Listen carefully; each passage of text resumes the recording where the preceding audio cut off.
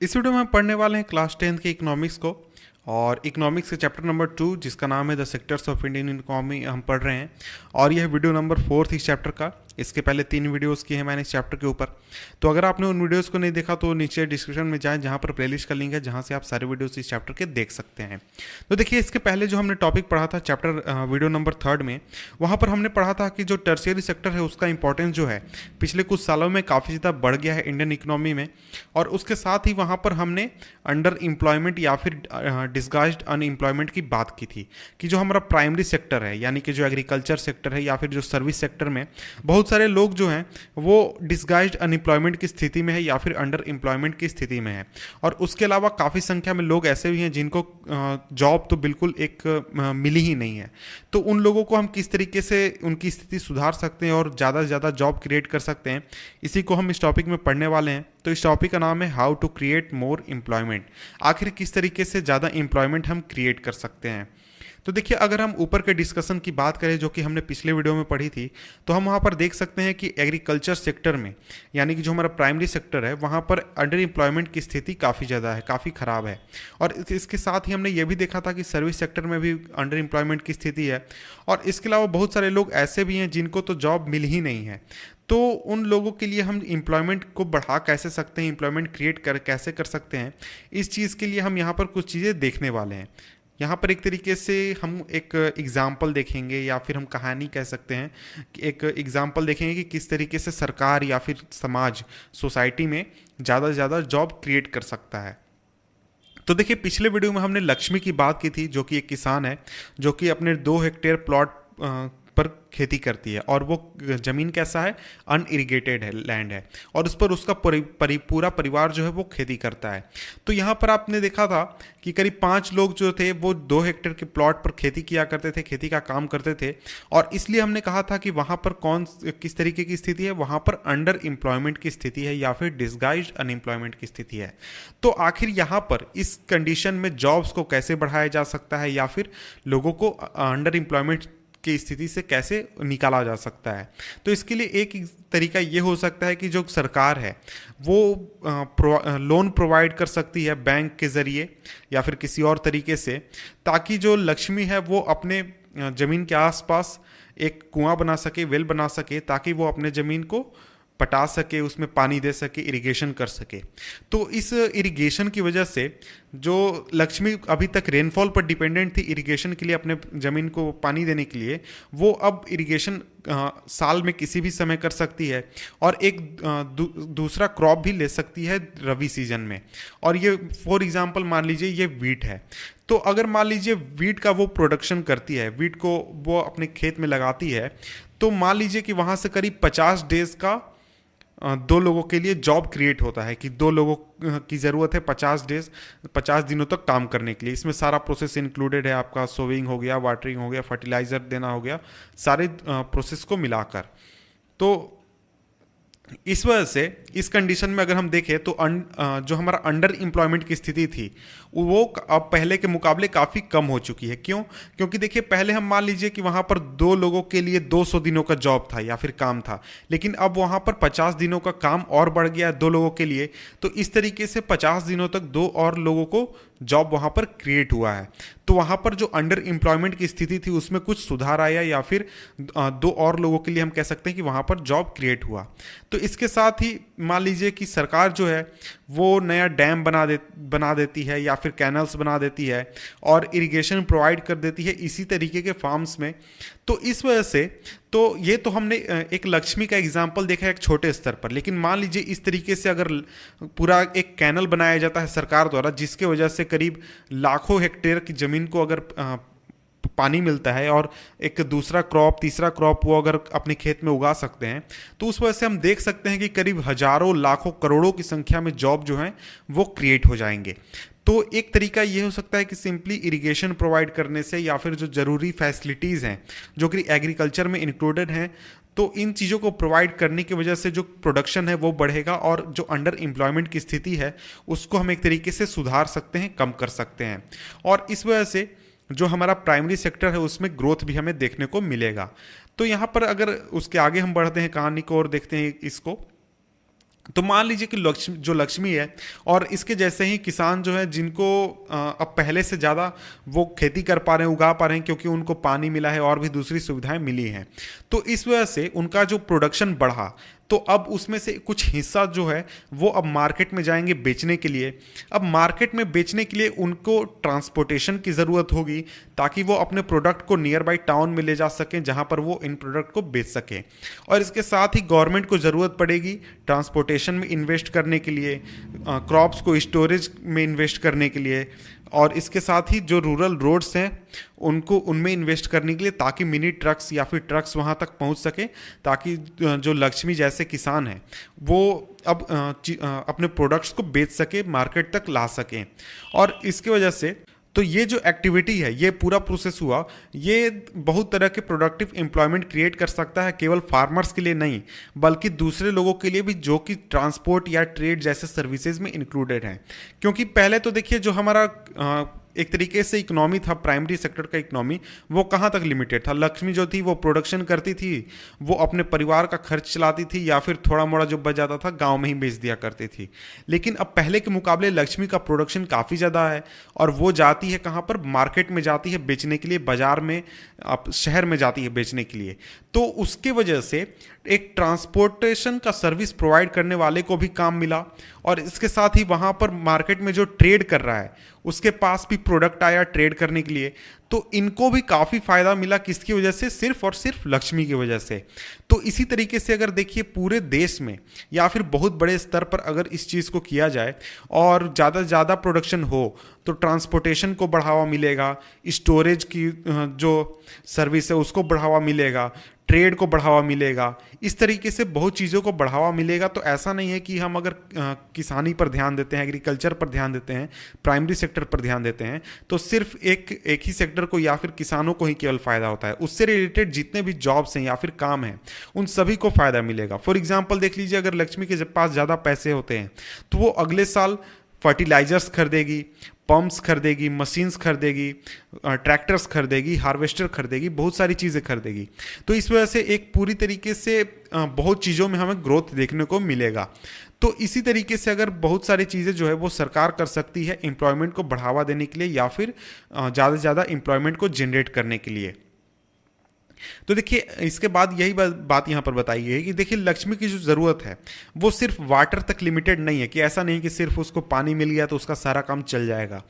Land को cultivate करने के लिए, ज़मीन को कल्टीवेट करने के लिए उसको सीड्स की भी ज़रूरत है, फर्टिलाइजर्स की भी ज़रूरत है, एग्रीकल्चर इक्विपमेंट की भी ज़रूरत है, और पंप सेट की भी ज़रूरत है, ताकि वो पानी को अपने आप पास के कुएं से निकाल सके या फिर नहर से ले सके। लेकिन क्योंकि वो अभी गरीब है इसलिए वो इन चीज़ों को अफोर्ड नहीं कर सकती है, सो इसलिए उसे मनी लेंडर से उधार लेना होगा, जो कि उससे काफ़ी हाई इंटरेस्ट वसूलेंगे।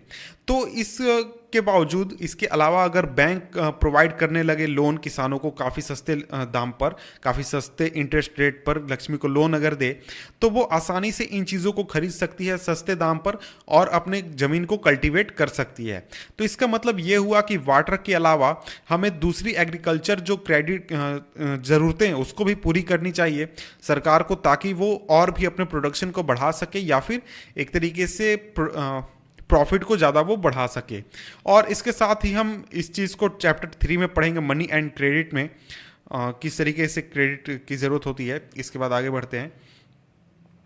तो देखिए इसके अलावा जो दूसरा तरीका है इस प्रॉब्लम को टैकल करने का, यानी जॉब्स ज़्यादा क्रिएट करने का, उसका तरीका ये है कि हम जो लोकल इंडस्ट्रीज़ हैं उनको आइडेंटिफाई करें और उनको प्रमोट करें, और जो सेमी रूरल सर्विस एरियाज़ हैं वहाँ पर सर्विसेज को प्रमोट करें, जहाँ पर बहुत बड़ी संख्या में लोग जो हैं वो एम्प्लॉय हो सकते हैं। फॉर एग्जांपल बहुत सारे किसान जो हैं वो अरहर और चिकपी का प्रोडक्शन करते हैं, वो एक तरीके से दाल मिल को सेटअप करते हैं ताकि जो चिकपी है और अरहर उसको प्रोक्योर कर सके और प्रोसेस कर सके और इसको शहरों में जाकर बेच सके। फॉर एग्जांपल इसके बाद कोल्ड स्टोरेज को ओपन कर सकें। तो ये एक तरीके से अपॉर्चुनिटी प्रोवाइड करता है फार्मर्स के लिए, ताकि वो अपने प्रोडक्ट्स को स्टोर कर सकते हैं, जैसे कि पोटैटो, ऑनियंस, और उनको बेच सकते हैं उस समय में जब जो प्राइसेस हैं वो काफ़ी अच्छे हो जाएं। तो कई बार आप देखते होंगे कि जब खेती का सीज़न आता है, फॉर एग्जांपल आलू के फसल का सीज़न आता है, तो उस समय आलू का रेट काफ़ी गिर जाता है, लेकिन जब उसका सीज़न खत्म हो जाता है तो उसका जो प्राइस होता है वो काफ़ी ऊपर चढ़ जाता है। लेकिन अगर ये एक कोल्ड स्टोरेज की सुविधा अगर प्रोवाइड की जाए किसानों को, यानी कि उनको कुछ समय के लिए, 1 महीने के लिए, 2 महीने के लिए, 4 महीने के लिए अपने फसल को वहाँ स्टोर करने की सुविधा दी जाए, तो वो उतने दिनों तक के लिए वहाँ पर अपने प्रोडक्ट को स्टोर कर सकते हैं।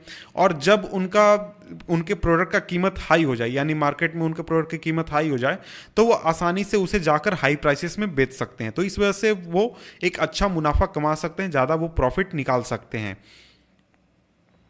और इसके साथ ही वैसे गांव जो कि फॉरेस्ट एरियाज के आसपास हैं, वहाँ पर हम हनी कलेक्शन सेंटर क्रिएट कर सकते हैं, जहाँ पर जो फार्मर्स हैं वो अपने वाइल्ड हनी को बेच सकते हैं। तो ये भी पॉसिबल है कि हम इंडस्ट्रीज़ को एक तरीके से सेटअप करें जो कि वेजिटेबल्स और एग्रीकल्चर प्रोडक्ट्स जैसे कि potato, sweet potato, rice, sweet tomato, fruits, इन सभी को आउटसाइड मार्केट में बेचें। तो एक तरीके से ये सभी चीज़ें एम्प्लॉयमेंट क्रिएट करेगी इंडस्ट्रीज़ में जो कि सेमी रूरल एरियाज़ में हैं, और ऐसे इलाके में नहीं जो कि लार्जर अर्बन सेंटर्स हैं। जैसे कि हमारा अगर इस तरीके के काम अगर हम मुंबई में करें तो जो हमारा रूरल एरिया है उस पर उतना ज़्यादा फर्क नहीं पड़ेगा, उसको उतना ज़्यादा फायदा नहीं होगा। देखिए इसके बाद एक चीज़ है, what groups of people do you think are unemployed or underemployed in your area, can you think of some measures that could be taken up for them. तो यहाँ पर सवाल आपसे पूछा गया है कि आखिर आप अपने इलाके में ध्यान दीजिए और वहाँ ये पता लगाइए कि आखिर वे कौन लोग हैं जो कि अनएम्प्लॉयड हैं या फिर अंडर एम्प्लॉयड हैं, और उनके लिए क्या आप कोई ऐसा मेजर सोच सकते हैं जिससे कि उनके लाइफ को सुधारा जा सके या फिर बेहतर बनाया जा सके। तो इसके बाद आगे बढ़ते हैं, तो यहाँ से हम शुरू करते हैं। तो do you know that in India there are about 200 million children in school going age group. तो क्या आपको पता है कि इंडिया में 200 मिलियन यानी करीब 20 करोड़ लोग 20 करोड़ बच्चे ऐसे हैं जो कि अभी स्कूल जाने की एज में हैं, और इसमें से करीब 2/3 स्टूडेंट ही केवल स्कूल जा पाते हैं, 2/3 स्टूडेंट ही केवल स्कूल पहुँच पाते हैं, और बाकी जो रेस्ट हैं 1/3 वो स्कूल जाते ही नहीं हैं। वो या तो घरों में होते हैं या फिर कहीं पर चाइल्ड लेबर के रूप में काम कर रहे होते हैं। और अगर ये जो बच्चे हैं ये अगर स्कूल जाना शुरू कर दें तो इनके स्कूल जाने की वजह से हमें ज़्यादा बिल्डिंग्स की ज़रूरत होगी, ज़्यादा टीचर्स की ज़रूरत होगी और दूसरे स्टाफ्स की ज़रूरत होगी। तो प्लानिंग कमीशन द्वारा एक स्टडी कंडक्ट किया गया था जिसमें कि ऐसी बात कही गई थी कि अगर एग्रीकल्चर एजुकेशन सेक्टर को सही तरीके से बढ़ावा मिले तो उसमें से सिर्फ और सिर्फ हम 20 लाख जॉब क्रिएट कर सकते हैं। और इसी तरीके से अगर हम हेल्थ सिचुएशन को इम्प्रूव करें अपने राज्य में, देश में, तो इसकी वजह से हमें ज़्यादा डॉक्टर्स, ज़्यादा नर्सेज, ज़्यादा हेल्थ वर्कर्स की ज़रूरत होगी रूरल एरियाज़ में, और इसी वजह से हम बहुत बड़ी संख्या में जॉब जो हैं वो क्रिएट कर सकते हैं, और एक तरीके से डेवलपमेंट का एक इम्पॉर्टेंट एस्पेक्ट को हम पूरा कर सकते हैं, जिसके बारे में हमने चैप्टर 1 में पढ़ा था कि जो पंजाब है और जो दूसरे स्टेट है वहाँ पर जो डेवलपमेंट के दूसरे एस्पेक्ट हैं वहाँ पर एक तरीके से अच्छा काम नहीं हो रहा है। तो अगर इन चीज़ों पर हम ध्यान दें तो इससे हमें 2 चीज़ें फ़ायदा मिलता है। पहला तो हमें एम्प्लॉयमेंट जनरेट होता है, और दूसरा हमारा जो डेवलपमेंट है उसमें भी मदद मिलता है, डेवलपमेंट भी अच्छा डेवलपमेंट होता है। तो देखिए जितने भी स्टेट या फिर रीजन है उनके पास एक तरीके से पोटेंशियल है कि वो अपने इनकम और एम्प्लॉयमेंट को बढ़ा सकते हैं अपने लोगों के लिए जो उस इलाके में रह रहे हैं। तो इसके लिए वो दूसरी चीज़ें भी कर सकते हैं, जैसे टूरिज्म को बढ़ावा दे सकते हैं या फिर रीजनल क्राफ्ट इंडस्ट्री को बढ़ावा दे सकते हैं, और नई सर्विसेज को भी ला सकते हैं जैसे कि IT हो गया। तो देखिए इसमें से कुछ जो हैं उनको एक तरीके से काफ़ी प्लानिंग की ज़रूरत होती है और सपोर्ट की ज़रूरत होती है गवर्नमेंट द्वारा, लेकिन कुछ जो है उनको उतना ज़्यादा सपोर्ट की ज़रूरत नहीं होती है। फॉर एग्जांपल एक स्टडी किया गया था प्लानिंग कमीशन द्वारा, जिस स्टडी की बात हमने ऊपर की थी, उसमें कहा गया था कि अगर टूरिज्म को बढ़ावा मिले एज अ सेक्टर तो उस वजह से हम हर एक साल करीब एडिशनल एम्प्लॉयमेंट 35 लाख लोगों को दे सकते हैं। यानी कि सोच सकते हैं कितना बड़ा ये नंबर है कि एडिशनल 35 लाख लोगों को हम जॉब दे सकते हैं। तो ये बात हमें रियलाइज़ करना होगा कि इसमें से जो कुछ सजेशंस यहाँ पर डिस्कस किए गए हैं, ये ऐसा नहीं है कि आज हमने चाहा और कल ये इम्प्लीमेंट हो जाएगा, नहीं। इसको इम्प्लीमेंट होने में काफ़ी लॉन्ग टाइम लगता है, काफ़ी लंबा टाइम लगता है, हो सकता है 5 साल, 10 साल, 15 साल, 20 साल भी लग सकते हैं इस चीज़ को इम्प्लीमेंट होने में।